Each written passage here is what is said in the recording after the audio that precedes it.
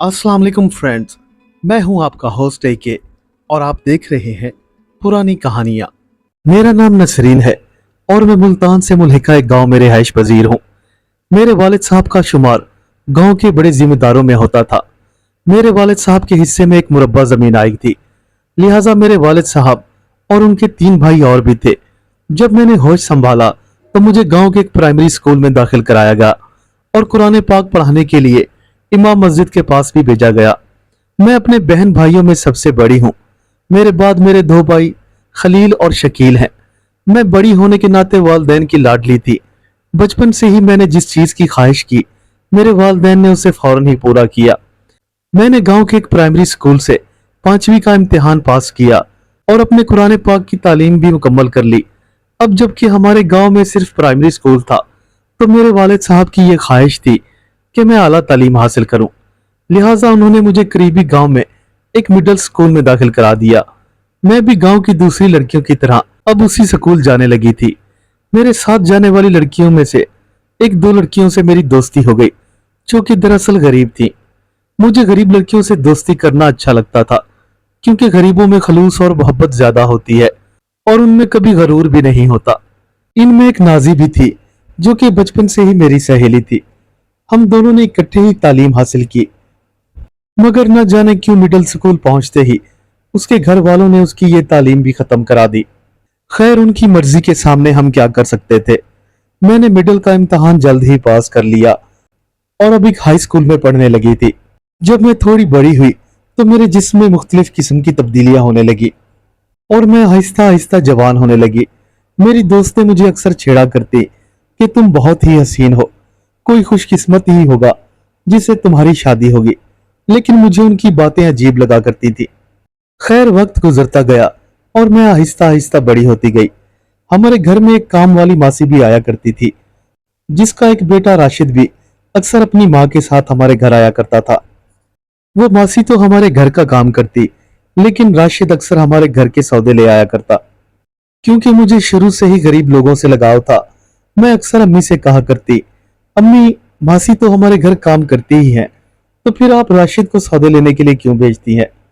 इस बात के जवाब में अम्मी मुझे सिर्फ यही कहा करती कि बेटा, ये गरीब लोग होते ही नौकरी करने के लिए हैं, तुम इनका ज्यादा एहसास ना किया करो। लेकिन अम्मी की ये बात मेरी समझ में ना आती थी। खैर, जो भी था, राशिद की माँ ने उसे स्कूल में पढ़ाया लिखाया था ताकि कहीं उसकी अच्छी जॉब हो सके। वो एक बहुत शरीफ और अच्छा लड़का था और मैं अक्सर अम्मी से छुपकर उसकी माली इमदाद किया करती थी। एक दिन जब राशिद हमारे घर आया तो सख्त गर्मी थी। सब घर वाले अपने अपने कमरों में सोए हुए थे। मैं जैसे ही बाथरूम से नहाकर बाहर निकली तो वो हमारे घर के आंगन में ही मौजूद था। शायद वो हमारे घर का सामान लेकर अभी अभी अंदर दाखिल हुआ था।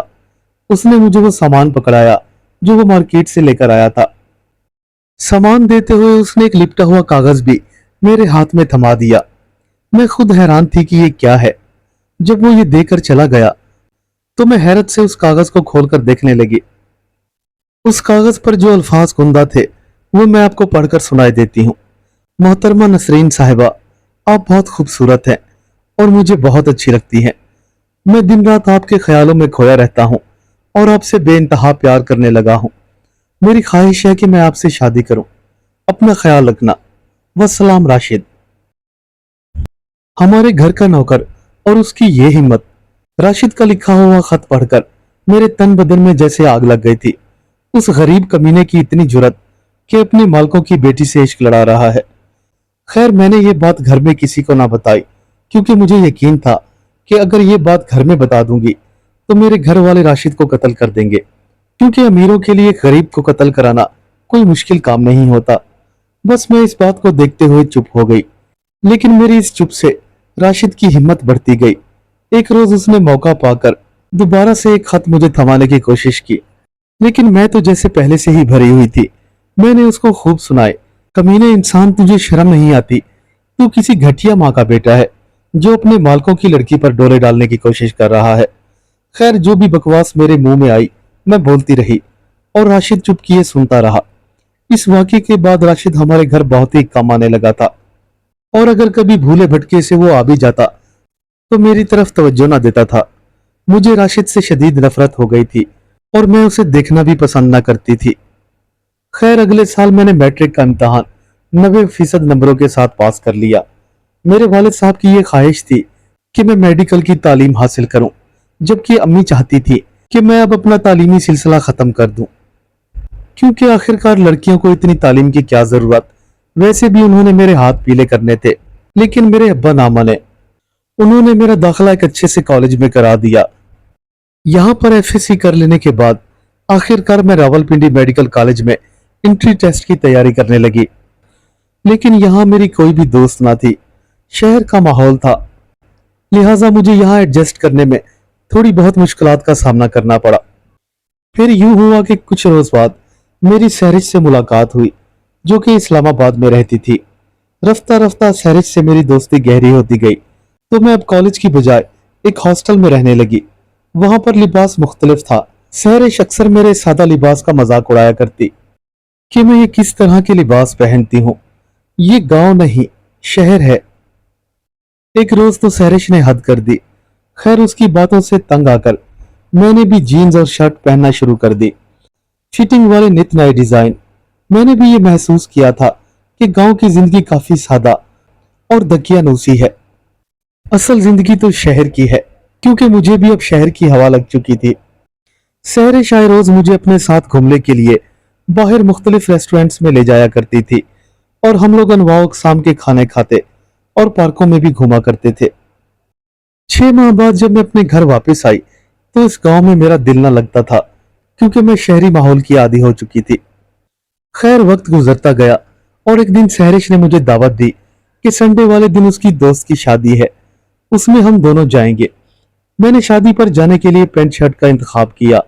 एतवार की सुबह हॉस्टल से वो मुझे लेने आ गई। जब मैं हॉस्टल से बाहर आई तो सहरिश को एक गाड़ी में बैठा हुआ देखा। उसके बराबर वाली सीट में एक लड़का भी बैठा हुआ था। सहरिश ने मुझे देखते ही दूर से हाथ हिलाया। ये उसके दोस्त नासिर की गाड़ी थी। खैर मैं चुप करके उस गाड़ी में बैठ गई और हम शादी वाले घर के लिए रवाना हो गए। रास्ते में सहरिश ने मेरा तारुफ नासिर से करवाया। फिर नासिर ने एक रेस्टोरेंट पर गाड़ी खड़ी कर दी। हम तीनों गाड़ी से उतरकर अंदर गए। तब नासिर ने आइसक्रीम का ऑर्डर दिया। 1 घंटा वहां गपशप करने के बाद मैंने महसूस किया कि नासिर की नजरें मेरे जिस्म के इर्द गिर्द घूम रही थी। खैर मैंने इस चीज को नजरअंदाज किया और हम लोग वहां से उठकर शादी वाले घर की जानिब रवाना हो गए। जब हम शादी की तकरीब में पहुंचे तो सहरिश ने वहां मुझे अपनी कजन से मिलवाया और हम लोगों ने खूब एंजॉय किया। रात को सहरिश और नासिर मुझे हॉस्टल छोड़ गए। अक्सर औकात अब सहरिश मुझे ऐसे प्रोग्रामों में ले जाने लगी थी जहां पर हम रात देर गए तक एंजॉय किया करते थे। मेरे मेडिकल का 1 साल गुजर गया था और वक्त जैसे पर लगाए उड़ रहा था। ये शायद बहार का मौसम था जब सहरिश मुझे अपने एक और दोस्त के घर ले गई। जब हम उसके घर के अंदर दाखिल हुए तो काफी लड़कियां मेकअप करके उस घर के हाल कमरे में मौजूद थीं। पहले पहल तो मैं उन्हें देखकर कोई ठीक से अंदाजा ना लगा पाई, लेकिन आहिस्ता आहिस्ता मेरी हैरत बढ़ती गई। मैंने सहरिश की जानिब सवालिया नजरों से देखा। अरे यार सहरिश, ये तुम मुझे कहाँ लेकर आई हो? ये लड़कियां मुझे थोड़ी सी अजीब मालूम हो रही हैं और ये इस तरीके से क्यों बैठी हुई हैं? मैंने फौरन ही सहरिश से सवाल किया। अरे यार घबराओ नहीं, कुछ नहीं होता मेरी जान। चलो आओ बैठो, हम कोल्ड ड्रिंक एंजॉय करते हैं। खैर मैं चुप करके सहरिश के साथ बैठ गई और खामोशी से माहौल का जायजा लेने लगी। मैंने जब कोल्ड ड्रिंक का पहला घूंट पिया तो मुझे थोड़ी कड़वाहट महसूस हुई। अरे यार सहरिश, ये कोल्ड ड्रिंक कड़वी है, यह मुझे ऐसा लग रहा है। मैंने सहरिश की जानिब देखते हुए कहा। अरे यार नसरीन, तुम तो हर बात में शक करती हो। ये देखो ना, हम भी तो तुम्हारे साथ ही पी रहे हैं। टेंशन ना लो, चुप करके गटक जाओ, क्योंकि ये शराब की महफिल सजी हुई है, कड़वाहट तो महसूस होनी ही है।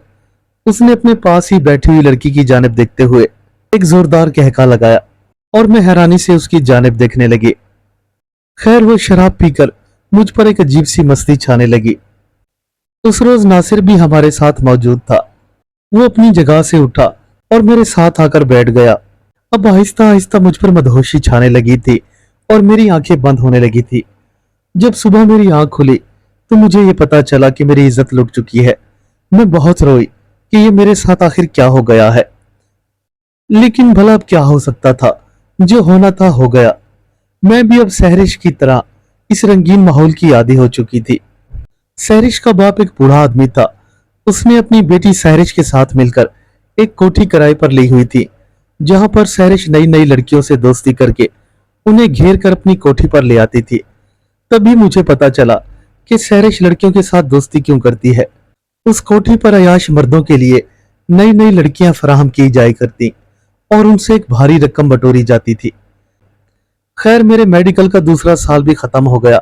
मैं 4 से 5 बार अपने घर आ चुकी थी। आज मैं जब वापस इस्लामाबाद जा रही थी तो मेरे साथ वाली एक सीट पर औरत बैठी हुई थी जो एक इस्लामी लिबास में मलबूस थी। मेरी गैर मामूली ड्रेसिंग को देखते हुए वो एकदम हैरान हो चुकी थी। आहिस्ता आहिस्ता वो मेरे बारे में पूछने लगी और मुझसे बातें करने लगी। सबसे पहले तो उसने मेरा नाम पूछा और इस्लाम के बारे में मुझसे गुफ्तगू करने लगी। सफर का इख्तिताम होने से पहले मुझे उसने एक तोहफतन किताब दे दी जो सीरतुन नबी और अज़वाज मुतहरात के नाम से थी। हॉस्टल वापस आकर मैं तमाम रात उस किताब का मुताला करती रही। अपने गुनाहों को याद करके मेरे वजूद पर ऐसा लर्जा तारी था कि मैं आज तक इतना ना रोई थी। मुझे आज भी वो रात याद है कि जब रोते हुए मुझे नींद आ गई। सुबह जब मेरी आंख खुली तो फजर की अजान मेरे कानों से टकरा रही थी। मैं बाथरूम गई और गुस्ल किया, फिर वजू करके जाए नमाज बिछाकर फजर की नमाज पढ़ना शुरू कर दी। नमाज से फारिग होकर मैंने कुरान पाक की तिलावत की और काफी देर तक दरूद पाक का विर्द करती रही। मुझे उस तमाम शहरी जिंदगी से अब आहिस्ता आहिस्ता नफरत होने लगी थी। मैं अपना जो नुकसान कर चुकी थी शायद उसकी भरपाई सारी जिंदगी मुमकिन नहीं थी। मेरे वालिदैन ने मुझ पर इतना एतमाद किया और बदले में मैंने उनको क्या सिला दिया, ये बात अंदर ही अंदर से मुझे खाई जा रही थी। खैर, वक्त गुजरता गया। अब मेरी शादी मेरे वालिदैन अपने भांजे के साथ करना चाहते थे, लेकिन मेरी जिंदगी मुकम्मल तौर पर चेंज हो गई थी। मैं शादी नहीं करना चाहती थी क्योंकि वो एक दर्जे का कमीना इंसान था, शराबी और जानी। वो हर वक्त लड़कियों के साथ फ्लर्ट करता था और साथ में शराब भी पिया करता। खैर, एक दिन वो मासी जो हमारे घर में काम किया करती थी हमें ईद मुबारक कहने के लिए आई। उस दिन मुझे एहसास हुआ कि गरीबों के दिल कितने शफाफ होते हैं। जिसके घर का नमक खाते हैं जिंदगी भर वफादारी करते हैं। मैंने मासी से राशिद के बारे में पूछा तो मासी ने मुझे बताया राशिद एफएससी करके आर्मी में बतौर कैप्टन भर्ती हो गया था और उसने अपनी माँ को लोगों के घर काम करने से मना कर दिया था। मासी ने यह भी बताया कि उनके घर में रुपए पैसे की कोई कमी नहीं और उन लोगों के घर का माहौल भी इस्लामी तौर तरीके से चल रहा है। बस ये सुनना था कि मुझे राशिद के वो खत देने वाली बात अब सताने लगी। काश कि मैं राशिद की पेशकश को कबूल कर लेती। मैंने उसके साथ बहुत ही बुरा सलूक किया था। शायद उस वक्त मैं भूल गई कि गरीबों के अंदर भी दिल होता है। खैर, मैंने मासी से राशिद का मोबाइल नंबर लिया और अगले दिन दोपहर में राशिद के नंबर पर कॉल की। राशिद ने मुझे यह बताया कि वो मसरूफ है और फिलहाल बात नहीं कर सकता। उसका ये जवाब सुनकर मैं परेशान सी हो गई। खैर, मैंने रात को राशिद को मैसेज किया और उसे कैप्टन बनने पर मुबारकबाद दी तो उसने जवाब में सिर्फ यही लिखा कि ये सब मेरी माँ की दुआ है। फिर मैंने राशिद को बताया कि मेरे घर वाले मेरी शादी मेरे अब्बू के भांजे के साथ करना चाहते हैं, लेकिन मैं उससे शादी नहीं करना चाहती क्योंकि वो एक शराबी और अयाश इंसान है।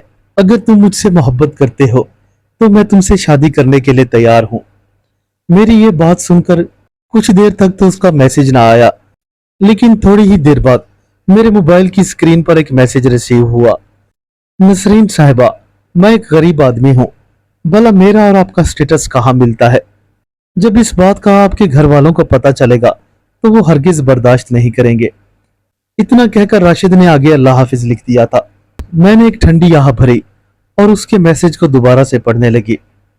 आज मैं तन्हा हूँ और दिल ही दिल में अपनी गलती पर खुद को कोस रही हूँ, लेकिन मैंने दिल में एक इरादा और भी कर लिया है कि शादी करूंगी तो राशिद जैसे नेक इंसान से, नहीं तो अपनी तमाम उम्र ऐसे गुजार दूंगी। मैं आज भी राशिद की राह तक रही हूँ, मगर अब उसे शायद मेरी जरूरत नहीं। किसी ने क्या खूब कहा है, उस वक्त तक उस चीज की अहमियत नहीं होती जब तक वो छीन न जाए। उम्मीद करता हूँ आपको आज की स्टोरी पसंद आई होगी।